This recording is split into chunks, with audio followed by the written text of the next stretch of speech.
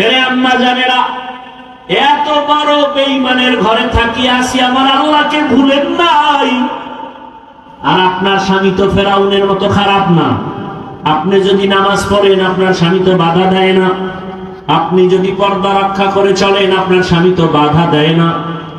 আপনি যদি নামাজ পড়েন সন্তানকে নামাজি বানান স্বামী বাধা দেয় না। আপনি তো পারতেন চেষ্টা করলেই নিজেও জান্নাতি হতে, স্বামীটাকেও জান্নাতি বানাইতে। ও আম্মা জানেরা, মা মনে করে স্বামীর সম্পদ আমার না, এই জন্য বাতাসে উড়ায়। অনেকের স্বামী বিদেশ থাকে, লাখ লাখ টাকা পাঠায়, শেষ সময় সে দেখে টাকা নাই, স্ত্রী বাতাসে উড়ায় দিছে।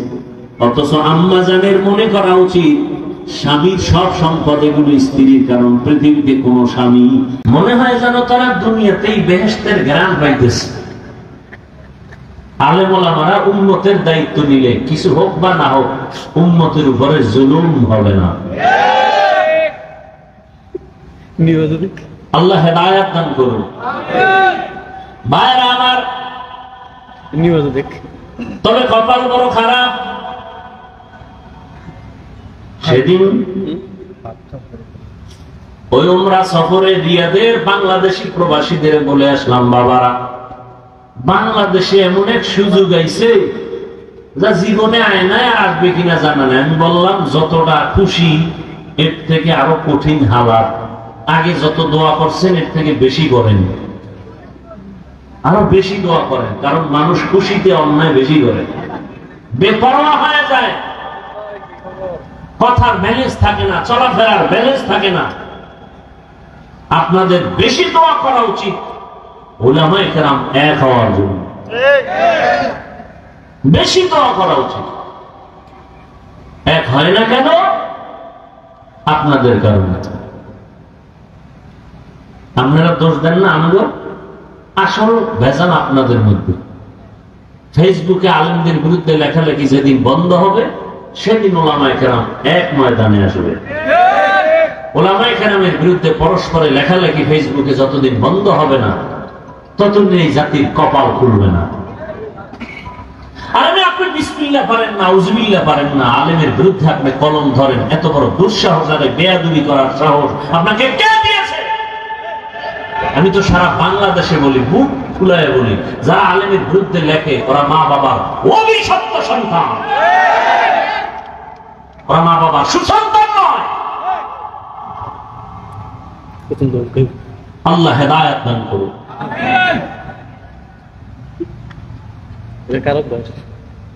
তো এখানে আসছে, বসছে, বসার পরে অন্তর এখানে নেই, কারণ অন্তর বাইরে, কারণ অন্তর মোবাইলে আছে না নাই?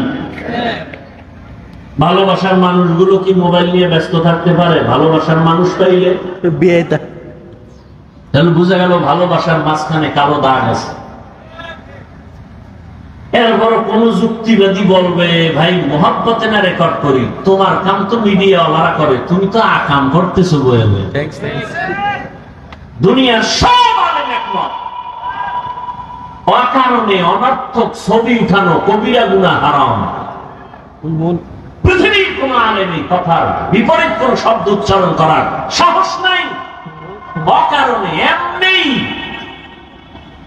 ছবি উঠানো কবিরা গুনাহ হারাম। এরপরও মিডিয়াওয়ালারা রেকর্ড করতেছে, এখান থেকে ডাউনলোড করে নিয়ে নিলেই তো হবে সকালবেলা। নিজে মোবাইলের দিকে নজর দিয়া না বয়ানের সাথে তার সম্পর্ক আছে। এরপরে বয়ানের পরে যদি মোবাইলটা হারায় যায় তা আমও গেল, সালাও গেল। অথচ যদি অধীর আগ্রহে বসে মহব্বত নিয়ে দুইটা কথা শুনে, হতে পারে দিল নরম হয়ে যাবে, হেদায়েতের দরজা খুলে যাবে। আল্লাহ সবাইকে কবুল করেন। তা আপনাদের কষ্ট হয় কিছুক্ষণ, আপনারা বসলে আমি আলোচনা চালাবো, কারণ আল্লাহ চাইলে হবে, আল্লাহ না চাইলে হবে না। আর আল্লাহ চাইবেন কার বেলায়? যে চেষ্টা করবে। ওয়াল্লাযীনা জাহাদু ফীনা লানাহদিয়ান্নাহুম সুবুলানা ওয়া ইন্নাল্লাহা লামাআল মুহসিনিন।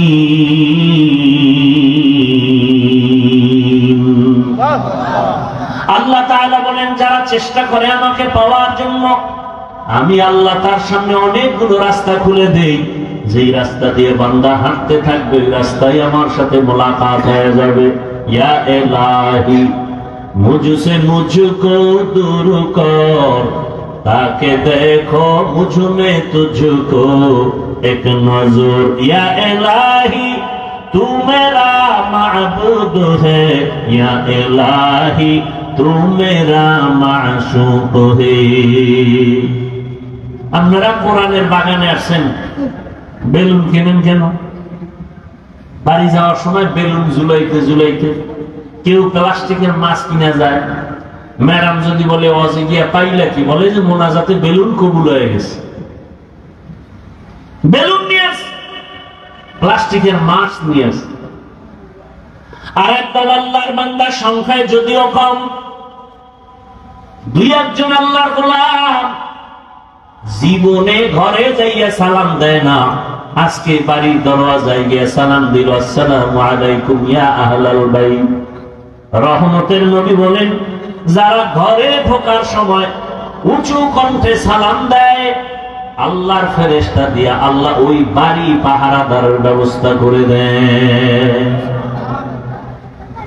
তুকো যাও সুন্নতে আহমদ কো যা বা মুহাম্মদ কে বুদ নিসবত তোরা মান আহাব্বা সুন্নতি কওলে রাসূল মজদায়ে কানা মাই হাম কুন কবুল।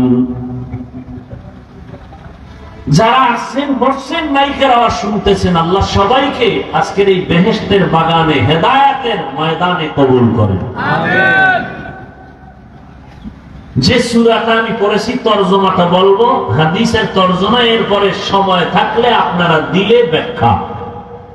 ওয়াল আসর, আসরের শপথ, ইন্নাল ইনসানা লাফি খুসর, নিশ্চয়ই পৃথিবীর সমস্ত মানুষগুলো ক্ষতিগ্রস্ত, জাহান্নামী।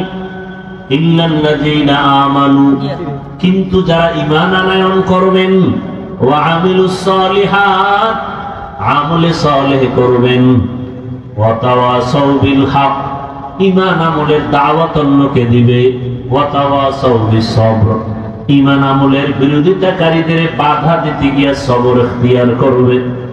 এই গুণে গুণান্বিতরা জাহান্নামে যাবে না, ক্ষতিগ্রস্ত হবে না। রহমতের নবী বলেন, কুল্লু উম্মতি ইয়াদখুলুনাল জান্নাতা ইল্লা মান আবা, সব উম্মত জান্নাতে যাবে, যারা আমি নবীকে মানে না তারা আমার জান্নাতে যাবে না।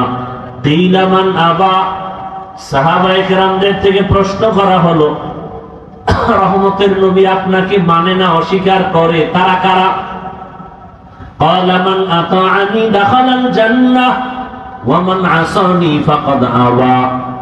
রহমতের নবী বলেন, যারা আমার অনুসরণ করবে তারা জান্নাতে যাবে, আর যারা আমার বিরোধিতা করবে তারা আমাকে অস্বীকারী হিসাবে জাহান্নামে যাবে। রহমতের নবী বলেন, সব উম্মত জান্নাতে যাবে। হাদিসের তরজমা শেষ, আয়াতের সূরার তরজমা শেষ। হাদিস নিয়ে 2-4 মিনিট কথা, এরপরে সূরাটা নিয়ে কিছু কথা। হাদিসে নবী বললেন সব উম্মত জান্নাতে যাবে, একজনও বাদ নাই। কথা শেষ না কিন্তু আছে? কিন্তু আছে। নবী বলেন, যারা আমাকে মানে না তারা না।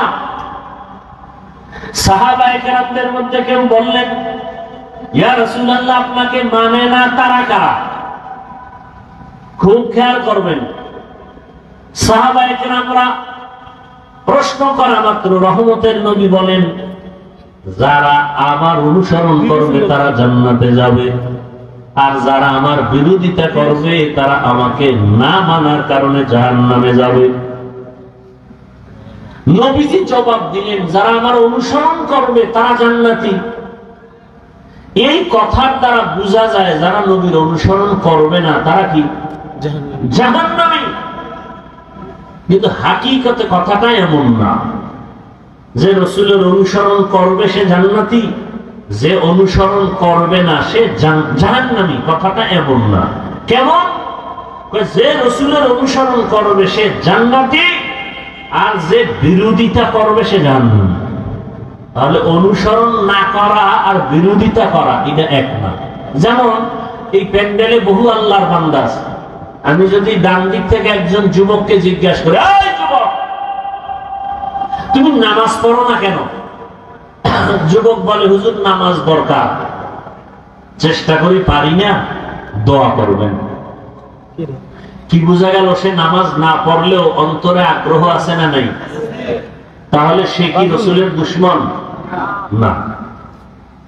বাম দিক থেকে যদি একটা যুবকেরা জিজ্ঞাসা করি, বাবা নামাজ আদায় করো না কেন? কয় নামাজ না পড়লে অসুবিধা কি? এরকম আল্লাহর আশিক নাই?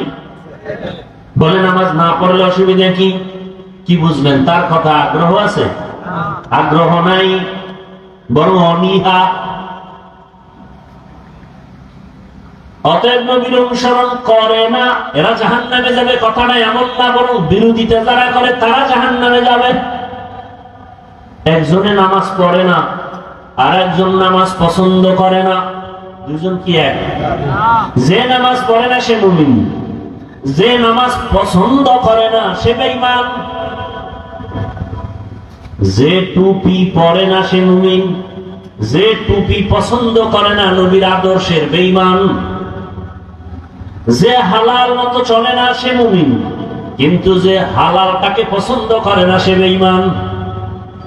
যে আল্লাহর কোরআনের রাজনীতি করে না মুমিন, কিন্তু ইসলামের রাজনীতি নাই যদি বলে বেঈমান। ব্যবধান আছে না নাই? এটা বুঝারও তো মাথা নেই, মেমোরি নষ্ট হয়ে আছে আমাদের। ইসলামী রাজনীতি না করা আর অপছন্দ করা এক না। আল্লাহ বুঝার তৌফিক দান করেন। যে সূরাটা আমি পড়লাম, আমার ধারণা মতে এখানে সবাই এই সূরাটা পারেন। সূরাটার নাম কি একবার বলবেন? ঘরের মা বোনেরাও এই সূরাটা শুনতে শুনতে মুখস্থ হয়ে গেছে। তরজমা বলে ফেলছি, সংক্ষেপ কিছু ব্যাখ্যা। আল্লাহ তাআলা সূরাটার শুরুতে কসম করেছেন, শপথ করেছেন, ওয়াল আসর, আসরের শপথ। আল্লাহ শপথ করলেন কেন? শুধু এখানে না, অনেক জায়গায়। ওয়াত-তিনি ওয়াজ-যাইতুন ওয়া তুরি সিনিন ওয়া হাযাল বালাদিল আমিন।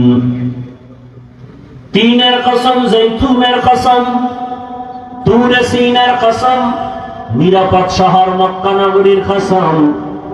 আল্লাহ বারবার কসম করেন, ওয়াশ-শামসি ওয়া দুহাহা ওয়াল কমারি ইযা তালাহা ওয়ান নাহারি ইযা জাল্লাহা ওয়াল লাইলি ইযা ইয়াগশাহা ওয়াস সামাই ওয়া মা বানাহা ওয়াদ দুহা ওয়াল লাইলি ইযা সাজা মা ওয়াদ্দাআকা রাব্বুকা ওয়া মা ক্বালা। আল্লাহ বারবার কসম কাটলেন কেন? আমরাও পরস্পরে কসম করি না কেন? এক ভাই আমার কথাটা অবিশ্বাস করলো, আমি শপথ করে বললাম কথাটা আসলেই এমন কসম। আমি যখন কসম খেয়ে বলছি তখন বলে আর সন্দেহ করলাম না, মেনে নিলাম। আমরা মানুষ কসম করি সন্দেহ দূর করার জন্য। আমার রব কোরআনে কসম করেছেন, আল্লাহর কোরআনে কি সন্দেহ আছে নাকি? আছে? লা রাইবা ফীহ। এটা এমন একটা কিতাব যে কোরআনের মধ্যে কোনো ভুল নেই, সন্দেহের অবকাশ নাই। তাহলে আল্লাহ শপথ করলেন কেন? অনেক জবাব। এর সার সংক্ষেপ কথা হলো, আল্লাহর কথা সব সত্য, কোনো সন্দেহ নাই, তবে কসম করে কথাটার গুরুত্ব বাড়ায় দিলেন। সব কথা সত্য, কসমের কথাটা আরো গুরুত্বপূর্ণ। এবং যেই জিনিসের উপর আল্লাহ শপথ করেছেন ওই জিনিসটা বড় দামি, বুঝাবার জন্য। যেমন আসরের শপথ, আসর বড় দামি, তিনের শপথ, তিন বড় দামি, জৈতুনের শপথ, জৈতুন বড় দামি, আসমানের শপথ, আসমান বড় দামি, রাতের শপথ, রাত বড় দামি এক সম্পদ, দিনের শপথ, দিন বড় দামি সম্পদ। আল্লাহ বুঝাবার জন্য কসম করেছেন আল্লাহ আসর, আসরের শপথ, আসর বড় দামি। বলে কেমন দামি, কেমন দামি? চার মাযহাবের চার ইমামের একজন ইমাম, ইমাম শাফিঈ রাহমাতুল্লাহি আলাইহি লিখেছেন আল্লাহ রাব্বুল আলামিন কোরআনে হাকীমের মধ্যে আম্মা জান আয়েশা রাদিয়াল্লাহু আনহার প্রসিদ্ধ বর্ণনা মতে আয়াত সংখ্যা 6666। যদি আমার আল্লাহ শুধু আল আসরে সূরাটা অবতীর্ণ করতেন আর অন্য কোন আয়াত যদি না দিতেন, আর সারা দুনিয়ার মানুষ ওয়াল আসরে সূরাটার উপরে জীবন চালাইতো, আমল করত, বিনা হিসাবে আল্লাহ জান্নাত দিয়ে দিতে। এত পাওয়ারফুল ওয়াল আসরে সূরাটা। আল্লাহ শুরুতে শফাত করলেন, আসরের শফাত। আসর বড় দামি। কেমন দামি? যারা এই আসরটাকে কাজে লাগাবে, আসরটাকে সম্মানের নজরে দেখবে, আল্লাহ তার সম্মান দুনিয়া আখিরাতে বাড়ায় দিবেন। এত বড় দামি আসরের যারা কাজে লাগাবে তারা দুনিয়ায় সফল, আখিরাতেও সফল হয়ে যাবে। এবার এই কসম খাইয়া সামনে যে কয়টা কথা বলতেছেন, কথাগুলো বড় দামি। আল্লাহ বলেন কসম খায় তো গুরুত্ব বাড়ায় দিলাম। আবার বলেন ইন্নাল ইনসান, আবার তাকিদ দিলেন ইন্না নিশ্চয়ই, আল ইনসান সমস্ত দুনিয়ার মানুষ। আবার লাফি লাম তাকিদ, সব দুনিয়ার মানুষ অবশ্যই ক্ষতির মধ্যে জাহান্নামী। কথা কার? শপথ করে আল্লাহ বললেন সব মানুষ অবশ্যই জাহান্নামী, ক্ষতিগ্রস্ত। কথা শেষ না সামনে আরো আছে?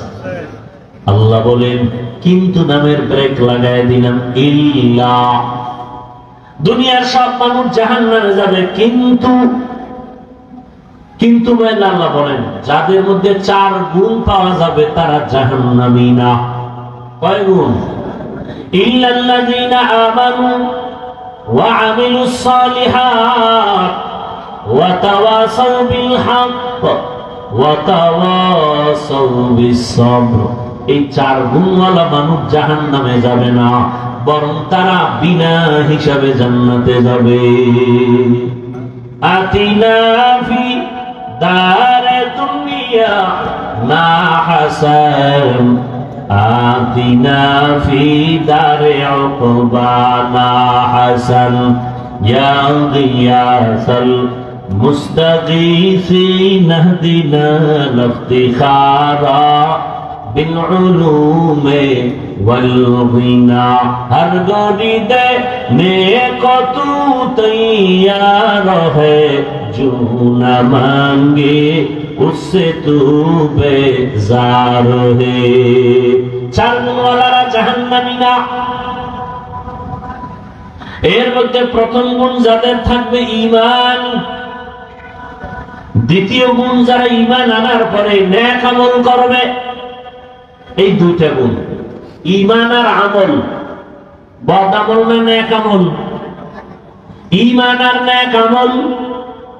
এরপরের দুই গুণ, ঈমান আর আমলের দাওয়াত অন্যকে দেওয়া, 3 নম্বর গুণ। 4, ঈমান আমলের যারা বিরোধিতা করে তাদের বাধা দিতে গিয়া ধৈর্য ধারণ করা।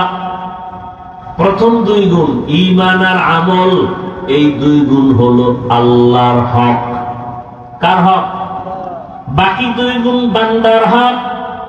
আপনারা ওয়াজে অনেক আগের থেকেই শুনে থাকবেন, আল্লাহর হক যদি ঘাটতি থাকে আল্লাহ ক্ষমা দিয়ে দিবেন, বান্দার হক যদি নষ্ট হয়ে থাকে বান্দা ক্ষমা না দিলে আল্লাহ ক্ষমা দিবেন না। আল-আসরের সূরাটা যে ইমাম শাফিঈ রাহমাতুল্লাহ আলাইহি বলছেন যেটা মানলে আমল করলে বিনা হিসাবে জান্নাতে যাবে, পাওয়ারফুল একটা সূরা। ওয়াল আসরের সূরা আপনাকে কনফার্ম করে দিল কে জান্নাতে যাবে কে যাবে না। 4 গুণওয়ালারা জান্নাতে যাবে, বিনা হিসাবে কোনো হিসাব নাই, বিনা হিসাবে। ওই 4 গুণের প্রথম 2 গুণ আল্লাহর হক, ঈমান আর আমল। এখন আমাদের এই 2 গুণে কি জান্নাতে যাওয়া যাবে না কয় গুণ লাগবে? 4 গুণ। এর মধ্যে প্রথম 2 গুণ যাদের আছে, ঈমানও আছে, আল্লাহ মানি, নবী মানি, কোরআন মানি, হাদিস মানি, কিয়ামত মানি, আমাদের ঈমান আছে। এবার আমল, টুকটাক আমলও করি। মহব্বত না থাকলেই প্যান্ডেলে আসলাম কেন, নামাজে মসজিদে যাই কেন, আলেমদের মহব্বত করি কেন? অবশ্যই মহব্বত আছে আমলের, কিন্তু 2টা পাইলাম, পরিপূর্ণ না ঘাটতি। আল্লাহ খায় আমি পূর্ণ মাফ করে দিব, কারণ আমি গফফার, আমি রহমান। কিন্তু বাকি 2টা হক বান্দার, সে 2টা কি? ঈমান আমলের দাওয়াত অন্যকে দাও, যারা বিরোধিতা করে বাধা দাও।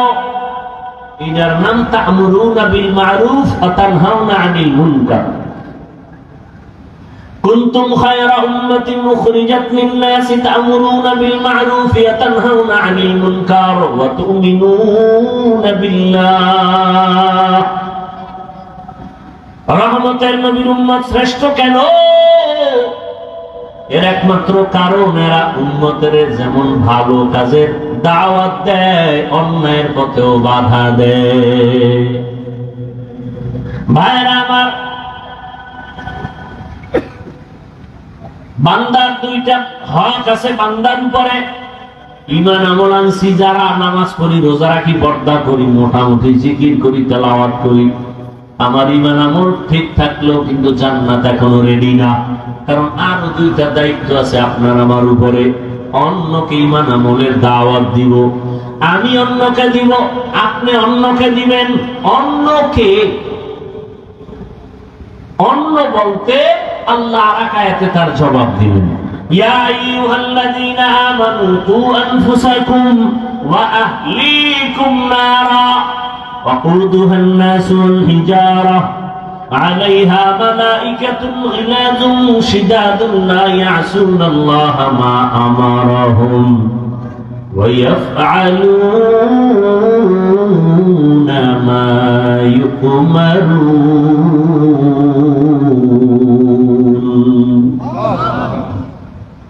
আল্লাহ বলেন, মুমিন জাহান্নামের আগুন থেকে আগে নিজেকে বাঁচাও, পরে আহালকে বাঁচাও। তাহলে আমি ঈমান আমল দিয়া জাহান্নাম থেকে বাঁচার পরে আমার দ্বিতীয় দায়িত্ব কি? আহালকে বাঁচানো। তাহলে ঈমান আমলের দাওয়াত অন্যকে দেওয়ার মানে হলো আহালকে দিব। এবার আপনার আহালকে, আমার আহালকে, প্রত্যেকজন ব্যক্তি হিসাবে আমি যদি স্বামী হই, স্ত্রী আমার আহাল। আমি যদি আলেম হই, উম্মত আমার আহাল। আমি যদি বাবা হই, সন্তান আমার আহাল। আমি যদি মসজিদের ইমাম খতিব হই, মুসল্লিরা আমার আহাল। আমি যদি ছাত্র ছাত্রীদের শিক্ষক বা শিক্ষিকা হই, আমি ছাত্রদের জন্য আমি দায়িত্বশীল, ছাত্র আমার আহাল। অতএব প্রত্যেক মা বাবা আগে জাহান্নাম থেকে নিজেকে বাঁচাইও, এরপরে দায়িত্ব তোমার সন্তানকে বাঁচাও। ঈমান আমল নিজে ঠিক করলে হবে না, সন্তানকে ঈমান আমলওয়ালা বানাও। বিরোধিতা করলে বাধা দাও। নিজে নামাজ পড়ো, সন্তানেরও দাওয়াত দাও। স্বামী হইয়া নামাজ পড়ো, স্ত্রীকে নামাজের দাওয়াত দাও। রহমতের নবী বলেন, কেউ যদি রাতের বেলা ঘুমায়, এশার নামাজ পড়ে, আবার যদি ঘুম থেকে উঠিয়া ফজরের নামাজ আদায় করতে গিয়া স্বামী আগে উঠছে, স্ত্রীকে পরে উঠাইছে, তাহলে স্ত্রীর নামাজের সওয়াবও স্বামী পেয়ে যাবে। আবার যদি স্ত্রী আগে উঠে যায়, উঠিয়া যদি তিনি স্বামীকে আগে উঠায়, স্বামীর আমলের সওয়াবও স্ত্রী পাবে। নবী বলেন, বান্দা এশার নামাজ পড়ে ঘুমাইয়া ফজরে উঠে যদি আবার নামাজ আদায় করে, ঘুমের মধ্যে যেই সময়টা ব্যয় হবে এটাও নেকের পাল্লায় ওজন করা হবে। ঘুমটাও ইবাদত। কার জন্য? যে ব্যক্তি ঘুমটাকে ইবাদত বানায়, নামাজ নাই রোজা নাই, ঘুম ইবাদত হবে না। এশার নামাজ পড়ে ঘুমাবে, ঘুম থেকে উঠিয়া আবার ফজরের নামাজ আদায় করবে।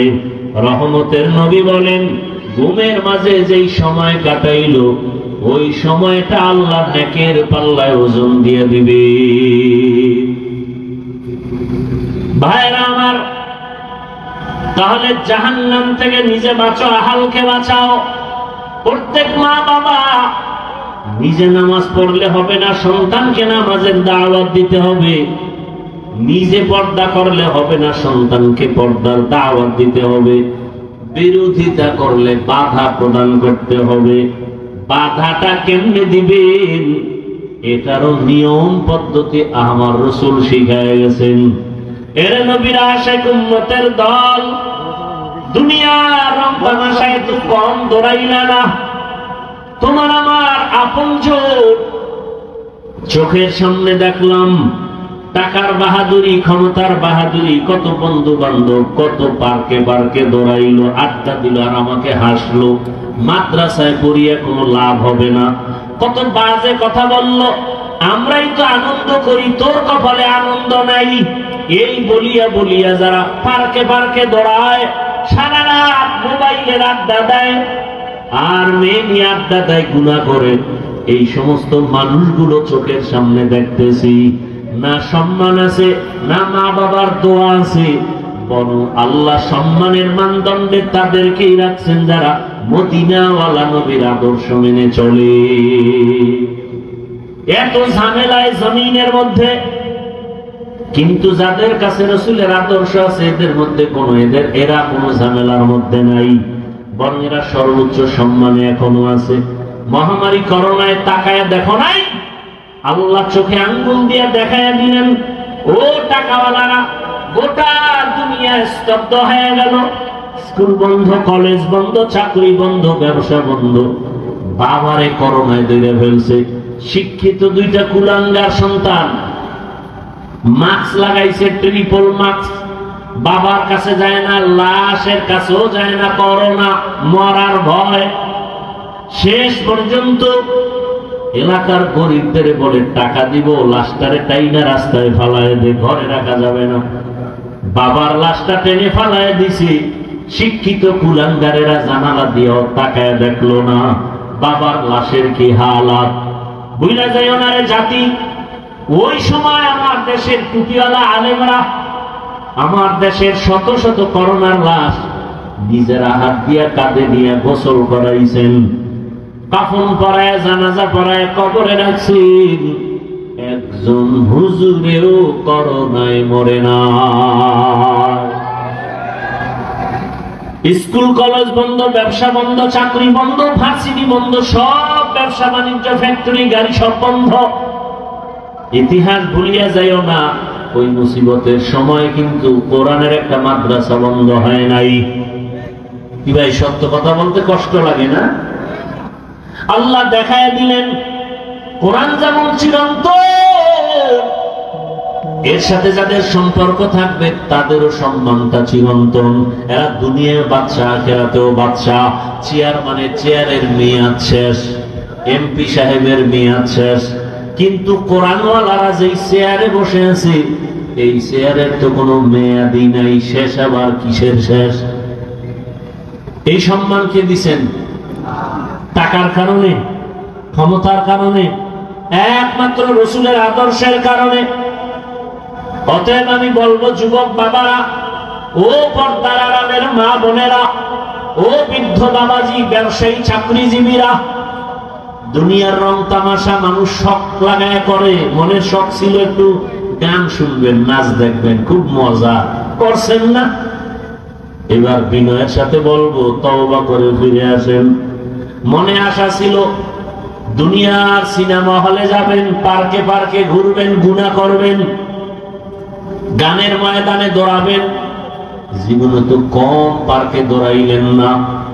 ও যুবক বাবারা, আমি কিন্তু একবারও এতক্ষণ যে বয়ান করছি একবারও কিন্তু বলি না এই বরিচং এলাকার মানুষ তোমরা সবাই আমার মতো টুপি লাগাও, বলছি? একবারও কিন্তু বলি নাই দাড়ি রাখো, একবারও কিন্তু বলি নাই মাদ্রাসায় যাও, কলেজ বন্ধ করো, একবারও বলি না আমার মতো জামা লাগায় হুজুর হও, তাবলিগে যাও, পীরের কাছে যাও, একবারও বলি নাই। বরং সারা বাংলাদেশে আমি একা খুব জোর লাগায় বলি, জানা নাই আর কেউ বলে কিনা, আমি নিজের থেকে জোর দিয়া বলি, ও যুবক, স্কুল ছাড়িও না, কলেজ ছাড়িও না, লেখাপড়া করো, করো, ডাক্তার হও করো, ইঞ্জিনিয়ার হওয়া হও, প্রফেসর হতে চাও ধন্যবাদ, ও চাকরিজীবী চাকরি করো, ও ব্যবসায়ী বাবা ব্যবসা করো, ছাড়িও না। তাহলে আমি বয়ান করবো কি? আমার বয়ান সব কথার একটা, তুমি চাকরির জায়গায় থাইকা জান্নাতের টিকিট রেডি করো, ব্যবসার জায়গায় থাইকা জান্নাতের টিকিট রেডি করো, স্কুল কলেজ ভার্সিটিতে থাইকা জান্নাতের পথটাকে ওপেন করো। করার মতো পথ আছে না নাই? আপনারা বলেন আছে? আমি বানায় বলতেছি কি ব্যবসার লাইনে থাইকা কি জান্নাতে পাওয়ার রাস্তা নাই? রহমতের নবী ১৫০০ বছর আগে বলে গেছেন, আত-তাজিরুস সুদুকুল আমিন মা'আন নাবিয়্যিন। নবী বলেন যারা সততার সাথে ব্যবসা করবে আমি রাসূলের সাথে জান্নাতে থাকবে। তাহলে ব্যবসার লাইনে থেকে কি জান্নাত পাওয়ার সুযোগ নেই?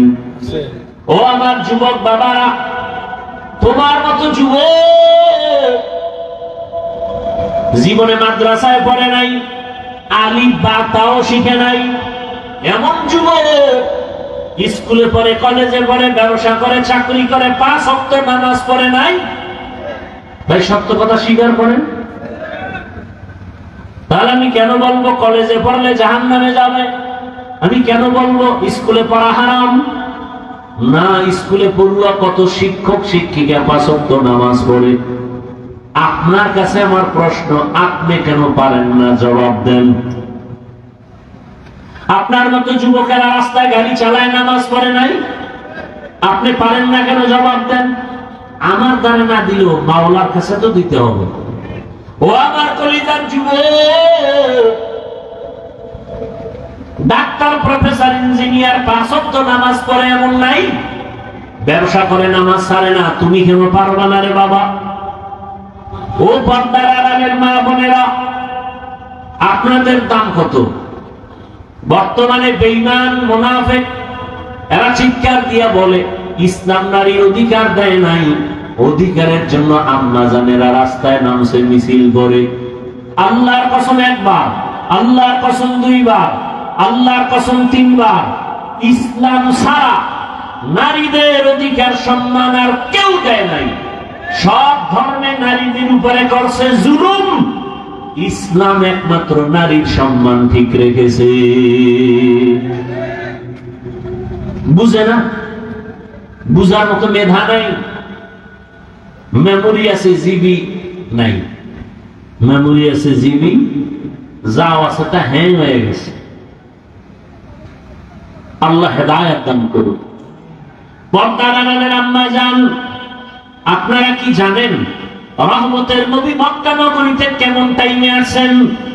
যেই সময় মক্কার মানুষ নারীদের অবহেলা করে, যেই সময় কন্যা সন্তান হলে মা বাবা লজ্জা পায়, বাবায় রাগ করিয়া লজ্জায় সন্তানকে জ্যান্ত মেরে ফেলে, এমন সময় রাসূল আয়েশা কন্যা হত্যা বন্ধ করালেন, নারীদের সম্মান অক্ষুণ্ণ করলেন, বিধবাদের সম্মান নবী নিজেই রক্ষা করতে গিয়া 25 বছরের যুবক,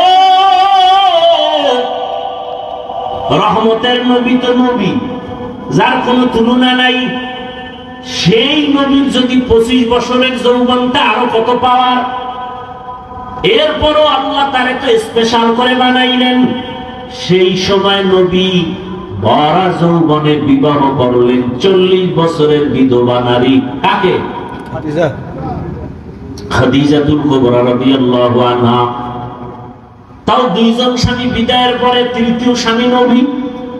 ওদিকে 5টা সন্তান অলরেডি হয়ে গেছে আম্মা জান খাদিজা। কত বড় নিকৃষ্ট জালেম।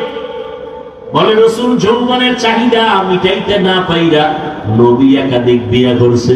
নাউযু বিল্লাহি মিন যালিক। নবীজি একাধিক বিয়া করছেন। সেই প্রেক্ষাপট সম্পূর্ণ দ্বীন ও ইসলামের স্বার্থে, আর কোন ব্যক্তি স্বার্থ না। কেউ যদি প্রমাণ দিতে পারে যে না দুনিয়ার স্বার্থে, বয়ানের জগৎ থেকে কানে ধরে বিদায় হয়ে যাবে।